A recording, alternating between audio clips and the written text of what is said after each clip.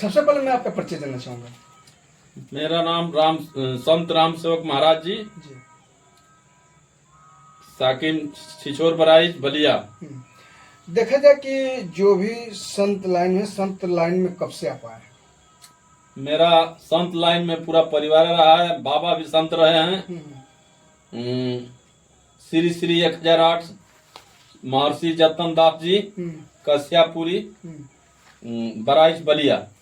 इस समय आप वर्तमान में किस चीज में संत में है, क्या राजनीति में आप आना चाहते हैं? मैं सन्यासी जीवन लेते हुए राजनीति में बिलोंग करना चाहते हैं जी। जिसमें 3 बार मैंने जिला पंचायत सदस्य लड़ चुके हैं, 1 बार लोकसभा और पुनः बेलथरा विधानसभा की सुरक्षित सीट से पुनः मेरा आग्रह है। 1 बार मैं चाहूंगा कि बेलथरा विधानसभा की धरती से मैं पार्टी के अगुआ अनुसार सभी लोग ताहे मन दिल से मुझे पार्टी से टिकट देने का काम करेंगे, जिसमें AK पाठक, दारा सिंह चौहान, चंदन चौधरी 4 प्रांत का प्रभारी बनाकर मुझे भेजे हैं। पूर्वांचल महासभा, पूर्वांचल से बीजेपी से। किस दल पार्टी से आप टिकट मांग रहे हैं? मैं बीजेपी से मांग रहा हूँ। जी। तो ऐसा क्या आपको लगा कि आप राजनीति क्षेत्र में आ गए? मुझे ऐसा लगा, मैं दिल्ली गया था अपने भाई साहब के पास, वहाँ 16 एकड़ में एक मंदिर का निर्माण किए, जो कि आज ये वहाँ मस्तक जो टेके तो पूछे कि आपका परिचय, तो मैंने वहाँ 0 से लेकर के 62 इकाइयों का मैंने एक बनाया, एकता, और उस एकता की देन है। मैंने आपने क्या देखा कि मतलब कि आपको राजनीति क्षेत्र में आना पड़ा आपको? मैं मानव जन चेतना का काम करता हूँ। जनहित में कहीं भी रहते हैं तो जन सेवा का ही कार्य करते हैं। मैंने 62 की टीम बना करके देखे गुरु हरिचरण दास जी को, वहाँ कुछ भी नहीं था, मुस्लिम लोग परेशान किया करते थे उनको। वहाँ जब ने आंदोलन किया और चूरा और दही से प्रसाद, हमने कुछ था ही नहीं, चूरा और दही बंटवा करके जन सैलाब का इकट्ठा जब लोग देखे तो बड़े बड़े नेता वहाँ उतरने लगे। तो हमारा कहना को कि आपने कहा कि जन सेवा करने का मौका आपको मिला, तो जन सेवा तो आप संत महात्मा बनकर भी कर सकते हैं, बाकी राजनीति में आने का आपका क्या? राजनीति में आने का ये प्रयास रहा कि आज के वर्तमान स्टेज में संत का सेवा राजनीति क्षेत्र से ही उपलब्ध है, क्योंकि हमारा उत्तर प्रदेश का कमान श्री योगी जी समाज वो कहते हैं एक हाथे भाला एक हाथे माला, तब साधुओं का सुरक्षा होगा।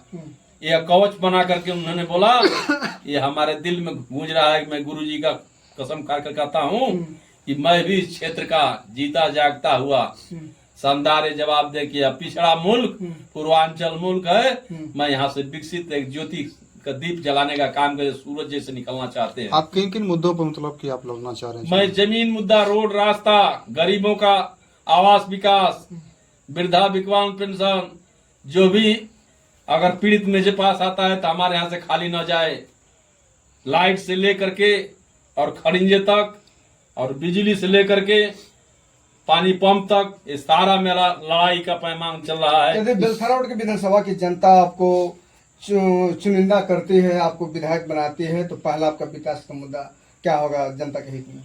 अगर बेलथरा विधानसभा की धरती से अगर जनता चुन के मुझे बनाती है तो मैं फर्स्ट होगा रोड और रास्ता, दूसरा बिजली, तीसरा है गरीब मोहल्ले में जितने लोग क्लिनिक का व्यवस्था होगा, स्वास्थ्य क्लिनिक का व्यवस्था करा दिया जाएगा।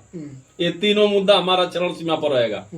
देखा जाए जो सरकारी हॉस्पिटल का जो देखा जाए तो स्थितियाँ उतना सही नहीं जितना प्राइवेट में लोग जा रहे हैं लोग, तो इस पर क्या कहना चाहेंगे? इसमें स्थिति ये है कि सरकारी जो भी व्यवस्था है वहाँ टूट फूट, ना वहाँ डॉक्टर का पता ना है, कोई खोज करने वाला है तो कोई मुद्दा उठाकर चलने वाला है। ये गुरु जी की कसम खाते हैं कि उन स्वास्थ्य कार्यों में डॉक्टर बैठने का काम करेंगे 8 बजे अपने टाइम से। ये मेरा वादा है। मैं कसम प्रण करके कहता हूँ कि अगर टिकट मिल गया, अगर विजेता अपने बना दी सरकार ने, तो जनता की वह ताकत दिखा देंगे, तो इतिहास के अमूल में कोमलता रहेगा। आप जनता को क्या संदेश देना चाहते हैं चैनल के माध्यम से? जनता को संदेश ये देना चाहते हैं कि अगर विश्वास परम सुख होता है, अगर विश्वास ही फलदायक होता है। अगर इस चेहरे को देख करके अभी वर्तमान नवरात्र बीता है, विश्वकर्मा पूजा बीता है, तमाम त्योहारें विलुप्त हो चले जा रहे हैं और आगामी जो दिवाली आने वाली है, इसके शुभ अवसर पर क्षेत्रवासियों के, नगरवासियों के लिए और बेलथरा और 357 की जनता के लिए क्या कुछ कहना चाहेंगे, शुभकामना संदेश देना चाहेंगे? 357 बेलथरा रोड विधानसभा की जनता को मैं गुरु जी के कुमलवत चरणों से, नयन कमल पंखुड़ों से, कमल के पंखुड़ियों से मैं स्वागत करता हूं कि अगर मैं इस क्षेत्रवासियों को, अगर यह चयन 3 प्रण किए हैं, अगर ये व्यवस्था अगर संपूर्ण कर लेंगे लोग, तो हम अवश्य उन व्यक्तियों तक डोर टू डोर जाने का काम करेंगे, और घर टू घर जाने का काम करेंगे, क्योंकि समस्या को सुनेंगे। जो समस्या डोर टू डोर सुन करके यह व्यवस्था कर्मचारी अधिकारियों का ट्रांसफर तबादला कराने का काम करेंगे।